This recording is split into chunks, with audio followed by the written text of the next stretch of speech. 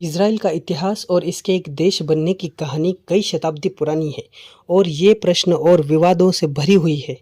ये कहानी यहूदी लोगों के अस्तित्व, उनके अपने स्वतंत्र राज्य के सपने और मध्य पूर्व की स्थिति से जुड़ी हुई है।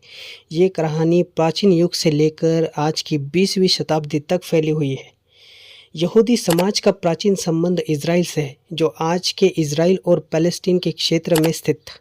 यहूदी धार्मिक ग्रंथ तनख और बाइबल के अनुसार यहूदी लोगों का इस स्थान पर एक प्राचीन राज्य था, जो आखिरकार 70वीं सेंचुरी में रोमन साम्राज्य द्वारा तबाह कर दिया गया। रोमन साम्राज्य के अधिकार के बाद यहूदी लोगों को बड़ी संख्या में अन्य देशों में बसना और व्यापक प्रवासी होना शुरू हुआ, जिसे डायस्पोरा कहते हैं।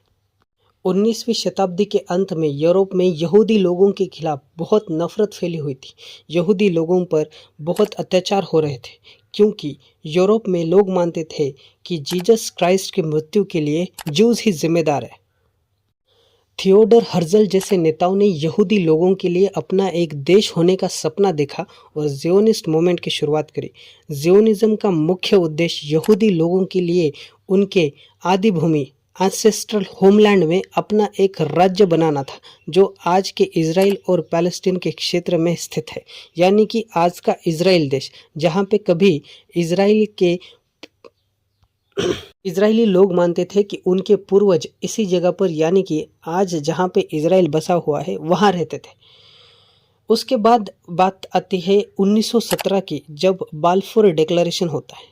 प्रथम विश्व युद्ध के दौरान फर्स्ट वर्ल्ड वॉर के बीच में ब्रिटिश सरकार ने बाल्फोर डिक्लेरेशन के माध्यम से यहूदी लोगों को इज़राइल में अपना घर बनाने का आश्वासन दिया था। ये एक पत्र था जो 1917 में ब्रिटिश विदेश मंत्री आर्थर बाल्फोर द्वारा दिया गया था, जिसमें कहा गया था कि ब्रिटेन यहूदी लोगों के लिए एक अलग राष्ट्र, उनका खुद का घर बनाएगा, जिससे कि यहूदी लोग, ज्यूज तो बहुत खुश हो जाते हैं, पर उस वक्त वहाँ रह रहे अरब लोग बहुत नाराज़ हो जाते हैं और गुस्से से वो आग बबूला हो जाते हैं।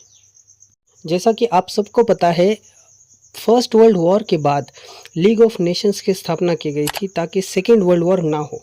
तो इस लीग ऑफ नेशंस ने ब्रिटिशर्स को मैंडेट फॉर पैलेस्टीन दिया था और ब्रिटेन इस पर अपना शासन करने लगा था।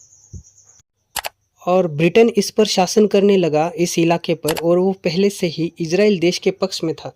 तो इस दौरान यहूदी लोग बहुत सारे इस जगह पर आकर रहने लगे। यहूदी और अरब समुदायों के बीच तनाव और झगड़े होने लगे, क्योंकि अरब लोग इस स्थान को अपना घर मानते थे और यहूदी बसेरों को अपने अधिकारों के खिलाफ देखते थे। यहूदी और अरब लोगों के बीच ये तनाव भरी स्थिति धीरे धीरे खतरनाक होती गई। सेकेंड वर्ल्ड वॉर के बाद यूनाइटेड नेशंस की स्थापना होती है और यूनाइटेड नेशंस अपना खुद का एक पार्टीशन प्लान लाता है 1947 में। जैसे इंडिया और पाकिस्तान 1947 में दो देश बने थे, वैसे ही यूनाइटेड नेशन का ये पार्टीशन प्लान दो देश बनाना चाहता था। इजरायली लोगों के लिए इजराइल और पैलेस्टीन बनाया गया था मुस्लिम्स के लिए।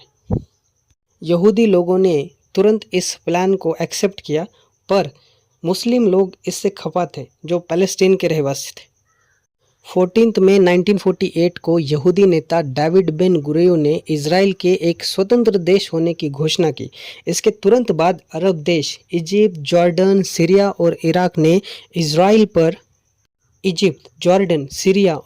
ने इज़राइल पर आक्रमण किया और पहला अरब इज़राइली युद्ध शुरू होता है। ये जंग 1948 अरब इज़राइली युद्ध के रूप में जानी जाती है।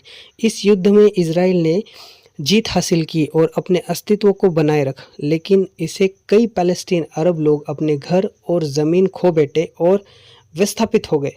ये स्थिति आज भी एक बहुत बड़ा विवाद बना हुआ है।